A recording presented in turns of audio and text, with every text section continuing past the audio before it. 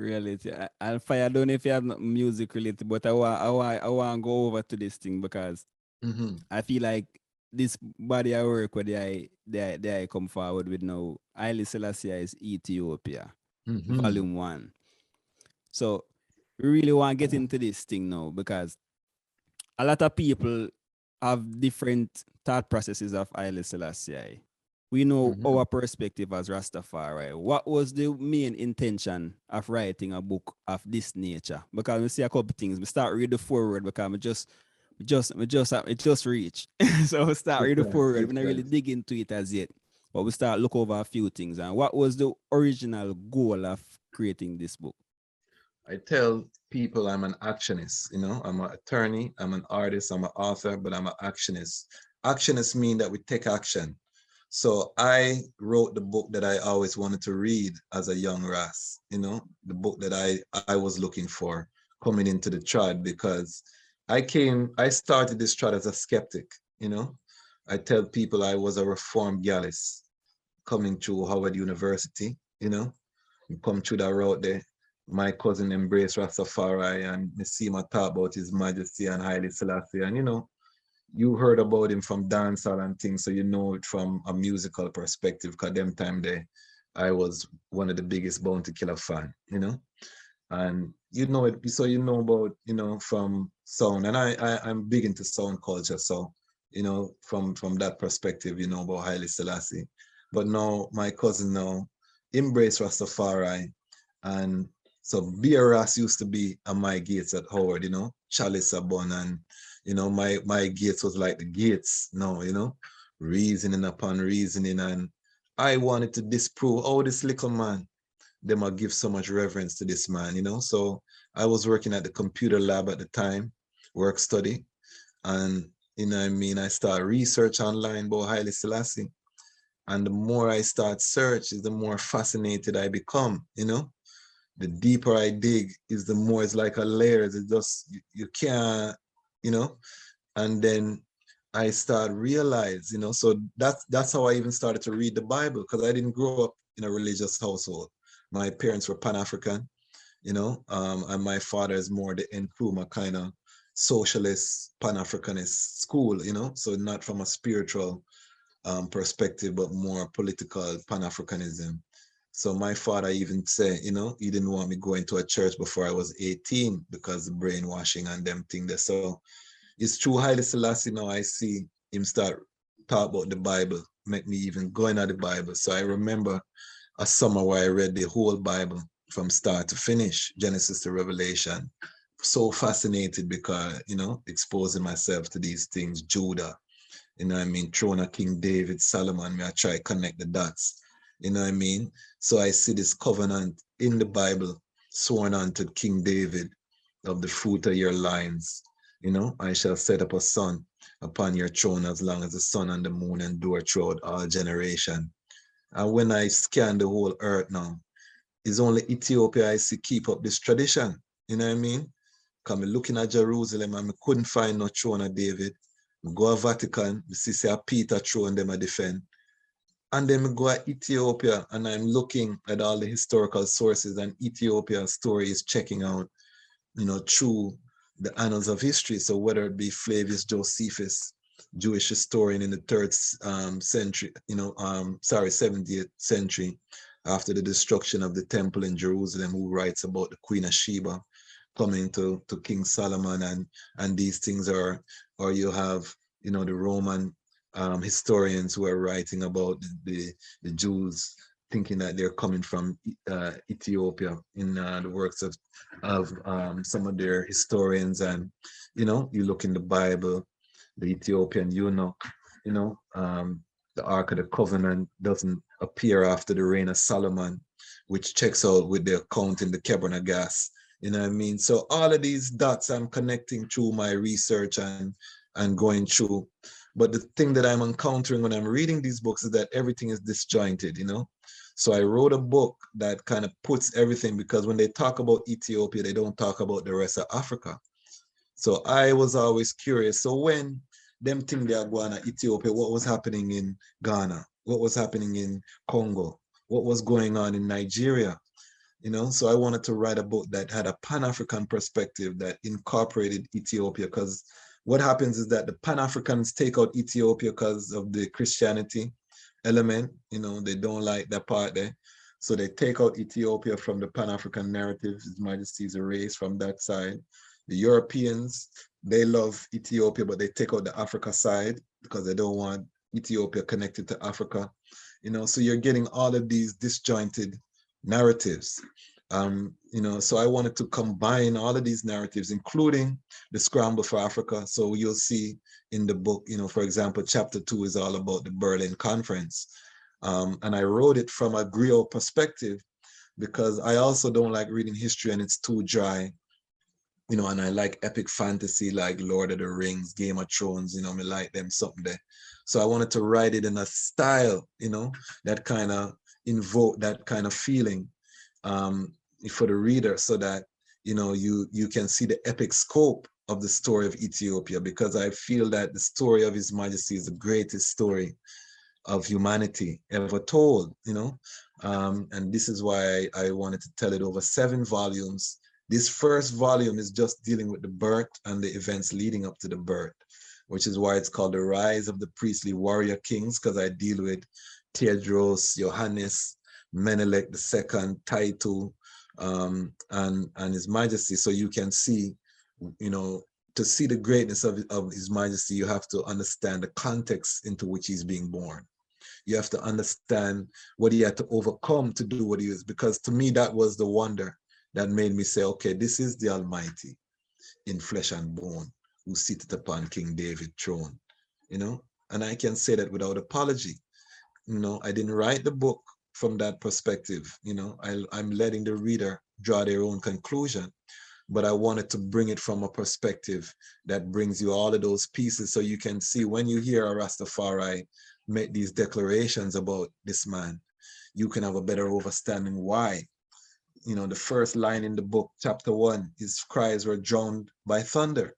You know, this was written about His Majesty because he was born at the end of a 3-year drought, you know. And if you're a reader of epic fantasy, you always know that the chosen child usually come at a time of, you know, great despair, you know what I mean, in the realm, and them thing that, and this is a reality where we can write, you know what I mean, but put it within that historical context. And the book is annotated, meaning we have footnotes in there, so you know, so me not go too crazy, you know what I mean, with the storytelling style, because, you know, I still want people to understand that even though I'm telling the story in a, you know, with some flair and some style and some pattern, it's based on historical events. And, you know, His Majesty, there are many amazing things about His Majesty. For example, the only surviving child out the womb of his mother, you know, she had 8 miscarriages and stillborn births before His Majesty was born. He was the 9th and the only surviving child. And then she died later in childbirth. You know what I mean? So even that alone would have you to say that this youth conquered death from the womb, from his first breath. Because if you look at the pattern of his siblings before him, death was his fate. But he arose as a conquering lion. The fact that he was born on July 23rd, which is the first day of the astrological sign of Leo, you know what I mean? If I was writing a fantasy, I would have write it that way there. But me not have to write it that way there because it's the reality. You understand? The heliocentric connection of Pluto and the planets and certain alignment, Neptune and certain things which happens only, you know, every 400 years or how often. Them thing that is documented in the history books, you know, that it occurred during that time. So the star connect, you know what I mean? We have all these mystical occurrences that are historical. So I wanted to tell this story. I wanted to go into the life of Ras Makonnen, one of the greatest warriors of Ethiopia history, and get into his mind. What was he thinking about? What was he having to deal with? Having this child. He was one of the few Ethiopians who had traveled abroad to Italy. So he knew firsthand what was coming for Africa in terms of the military might and the scramble of Africa. You know, many of the Ethiopians, they were used to, you know, winning their wars. They were proud people. They had no idea about airplane and machine gun and certain technological advancements that had happened in the rest of the world. So they didn't realize the threat or the enormity of the threat that was facing them. So Ras McCunnin realized that, and had his baby boy to deal with, his wife, who he was very worried about. So I wanted to get into the in-depth of that story and tell it against the backdrop of the rest of Ethiopia's rising and against the backdrop of the scramble for Africa. So that is what I did. And, so far from the early readers, we're getting a lot of positive feedback. It's a longer book, but, I had to do it. It has an end credit scene, just like the Marvel movies. So the end chapter is the first chapter of volume 2, which is under construction right now. Volume 2 will take us up to His Majesty's 13th birthday, where he becomes the Chasmach after at 13 years of age. So it's going to be from 1893 going up to his crowning as the Chasmach. And we'll talk about the Battle of Adwa. All of them things there will be in the second volume. So it's going to be another epic addition to this. But to answer your question, I wrote the book I always wanted to read. And if I have a quick question, in regards to your research about His Majesty, did you get any clarification on the education he received? Because I've heard different things, I've read different things. Did he have like a one mentor, tutor, elder that he was with that kind of guided him? Like, how did it work out with his particular education? He had several teachers. He was homeschooled, and one of them was from the Caribbean, as a matter of fact, from the French Caribbean. Dr. Vitalien, who was from the French Caribbean, was one of his early teachers. He had Abba Samuel as well. There was some controversy because one of his teachers was a Catholic priest. I can't pronounce his name, Monsignor Senior, I can't pronounce his name, but he was a Catholic. So Ras McCunnin made sure that his son, and again, because Ras McCunnin had traveled outside of Ethiopia, he didn't give His Majesty the typical church education alone. He made sure he brought in scholars and teachers that could, give his son a more progressive education and expose him to, wider things around the world. His Majesty was trained in languages. He was fluent in French and many other languages, for example, local Ethiopian languages. He learned to read Giz and Amharic. By the age of 8, he was a deacon in the Orthodox Church. So his education was very extensive. And His Majesty said that as a child, he used to get in trouble. But the reason that he got in trouble was because, he wanted to learn and continue learning, and his teachers, wanted to take a break. And he was so ravenous for education, So when we get into the mind and even the accounts that we have, because there are a few foreign accounts of foreign emissaries who met His Majesty while he was a child in Harar, and they comment on the extraordinary kind of mind that this child was exhibiting, even as a young youth. And many people say he had a photographic memory, and other different things. There's a book called The Mission by Hans Lockhart that delves into some of the extensive knowledge base that His Majesty had, some of the rare books that he would source from all over the world to read in their original languages. So the mind of His Majesty has never really been fully encompassed. We really don't know. We find out new information all of the time. And that's the beautiful thing. I've been researching His Majesty over 20 years, and I still find out new information, new accomplishments that he did, new achievements, personal anecdotal stories of elders who encountered him and what he did for them. And, it's just so vast what he was able, because the level of discipline that he had, when we talk about the Christ, that anointed, that fulfillment, there's no greater example in my humble opinion. And I'm a defender of the faith. of Rastafari as a young man at Howard University. I remember fondly we used to have to battle against the Nubians, against the Hebrew Israelites, against, we used to have these, people used to try this His Majesty. And we used to have these intellectual debates, so we sharpen our sword that way from that time. So we're willing to defend these positions without apology. And again, that's another reason I wanted to write the book. So people, because most people who have an opinion on His Majesty, it's a surface opinion. They're very surface.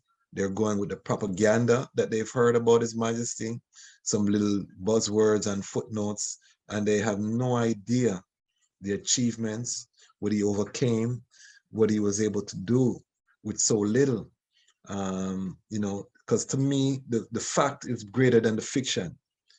When I was a young Ras, me here say His Majesty trap a bomb under him foot and certain thing. I know that I might hear some of them thing there, His Majesty throw an apple up in the air and chop up the apple in a 13 piece and catch the apple upon him sword. And I don't know if them thing that true. Me not gonna say it's not true, but I don't need them thing that to glorify His Majesty. You understand? Because the basic things that he did is so important. Because remember, if we're looking at Yeshua, or what them call Jesus, and we look at his tribe, remember that he was inspiring the people. He was living like a Rastafari brethren, go down fishing on the boat and this and that, and a walk and a preach. But when you talk about the administration of a nation, making sure that people payroll is met every Friday or every other strong, building up the education system, building up the military, building up the agriculture, building up the sciences, technology. When you talk about building all the facets and the responsibility, when you talk about the government is on his shoulder, to me, is a much greater and more impressive task than even what Yeshua had to do by freeing the souls of man to actually maintain and sustain a society in the face of tremendous opposition, not only from the church, because His Majesty was opposed by the church. The same church that crowned him opposed him because he was reforming at such a rapid rate, from the nobility. So his peers from the Solomonic dynasty also fought against him, from the people, from the, you had tribal divisions, as we can see in Ethiopia, that are still flaring. And in spite, did I mention the largest invention of Africa in modern time, over 300,000 Italian soldiers invading Ethiopia in the middle of his reign? You understand? So in spite of all of these obstacles, you still are able to forge an Asian realm into a modern nation state, to inspire the United Nations, to cast judgment on the League of Nations, to bring about African unity in your capital city, to free the people through education, set the blueprint that even now the tide that's sweeping cannot be stayed, and doing all of these things. So to Ayman, these things are even greater than any mythology we could make up or want to invent about His Majesty. And again, I don't say that none of them things they never happen, because I never deny the mystic. I'm not as presumptuous as to deny the mystic. You have some even Rastafari brethren tell you say, Christ Immaculate Conception, that can go on. I don't go there so, because I not go doubt the powers of the Almighty. That is not my realms. Just because you see it happen doesn't mean it can't happen, because it's an infinite universe. And the whole reason you call something miracle is because it's not something will happen all the time. You understand? So I don't go into that.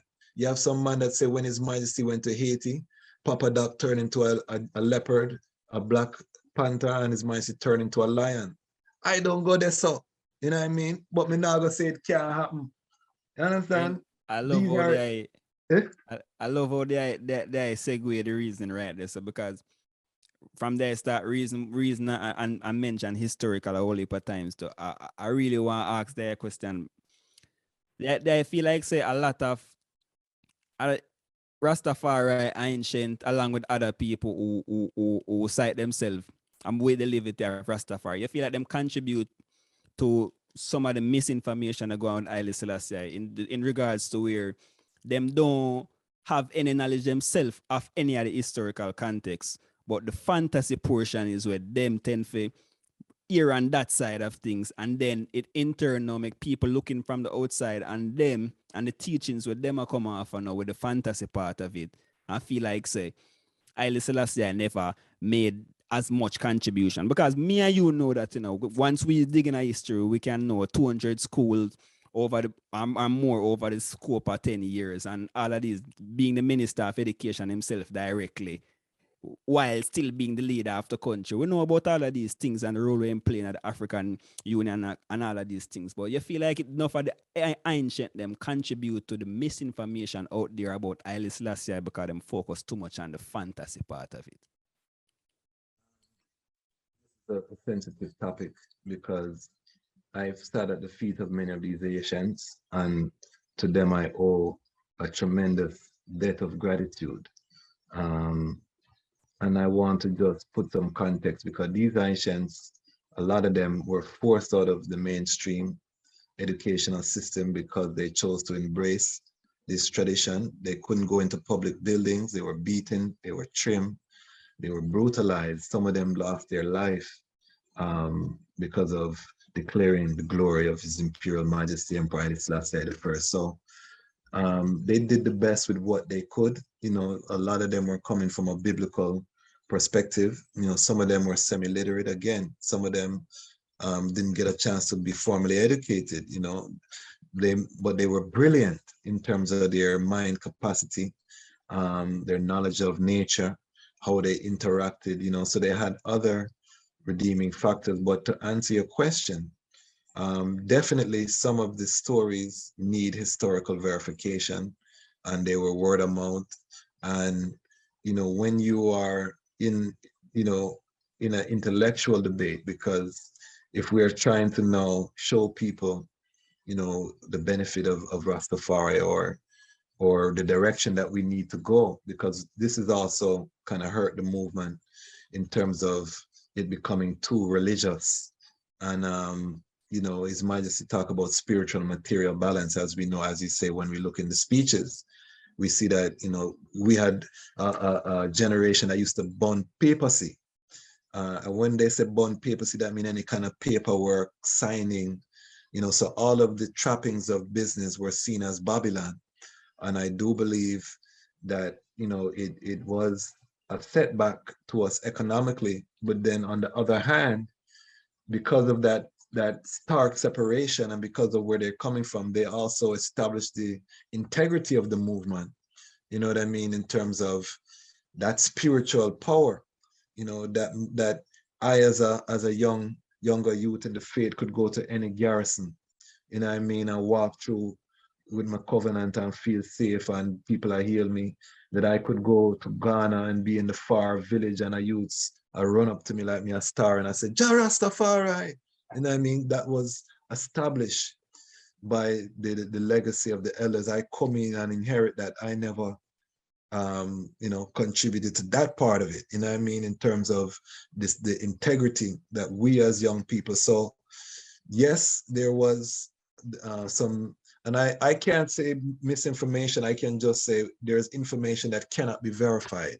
You know what I mean? Because word of mouth with African people travel, and there is mystic, and we always have to give room. I remember our elder telling me as a young youth, he said, Brethren, never you get too big into this thing and you forget about the mystic part of the child. You know what I mean? So we always have to make room for the mystic, and I've experienced mystic things in my life that can only be explained by the intervention of the higher power.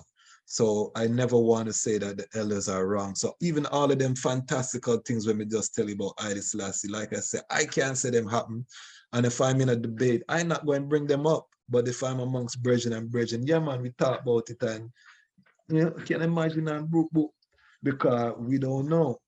But what it has done to that generation, because we are still here, we're still moving the narrative forward, is that a lot of those elders never got to see the continent. A lot of them died in poverty. A lot of them, suffered. because they didn't have the full teachings of His Majesty about economic development, about establishing businesses. They didn't know Haile Selassie and Empress Menen were business owners and, use their personal money to import printing press and to supplement the national budget from their personal funds, or that they sold their properties to establish the Haile Selassie Prize Trust and so many other works for the benefit of the nation. They don't know these things, so they didn't apply themselves. And a lot of them were skilled tradesmen. So even though a lot of them, were semi-literate and were not, book reader or intellectually smart, a lot of them were plumbers, tilers. They had skills. So if they had put a little bit more focus in terms of branding themselves in that, we could have had Rastafari construction companies, and different things, and we could have established an economic base. Because remember, with Pinnacle and Leonard Howell, we started on an economic base, the movement, because he was a Garveyite. So he understood the need for production. And we know that Pinnacle was a thriving economic center. But when the government ran in, scattered the energy at Pinnacle, and the people them scattered to the rural parts of the country, again, they had to go underground for fear of that persecution. And I think that is where that generation came in, that kind of shunned Babylon, and for good reason. Their life was on the line. So it's a long-winded way, Autarchii, of saying that it was some stagnation, but I don't blame the elders for taking that perspective, because they did the best with what they did. And that best that they did led to the global uprising of this movement. And it led to a runway for us as youths to travel anywhere in the world and receive love and blessing, simply because we wear red, gold, and green, and we have locks, and we say Rastafari. So, I have to, shower them with gratitude, but I can't follow them. And I think there's a generation that's right above us that kind of followed the elders instead of establishing institutions or focusing more on institution. There was a generation that wanted to be an ancient bongo man, that drop out of school for go up into the hills and certain things that they had. So they had access after the elders opened the door, but instead of walking through those doors, they were trying to emulate the elder trod, and because of that, they did not make the gains. So we have a lot of second generation Rastafari that youth that are disillusioned because they grew up in poverty. They saw their parents suffer for the movements, and they don't see any progress. They don't see the Rastafari school. They don't see the Rastafari health center. They don't see the Rastafari credit union. And so they become disillusioned, and they've gone back into the world. You know what I mean? So we have to look at it from both sides. And I'm a Libra, by the way, so I love balance in the reasoning and looking at things from both sides. But what I would charge my generation, I'm Generation X, what I would charge my generation, the millennials and Generation Z coming, is that the time now is to learn from the elders about what to do and what not to do. And it's time for us to build the institution now. This is the institution stage. And we can talk briefly about some of the institutions I've helped to build in Rastafari. Everything me I talk about today is something where me I live. If I'm not living it, I don't even want to talk about it, Bridget, because I'm not a man that want to come and complain and you know what I mean? Just run my mouth about the problems, because that is very easy to, and it's very seductive to get into the echo chamber of addressing the issues and not putting forward the solution. So I come to identify those challenges, but I also am on the front line of the solution as well. Well, let me hear you say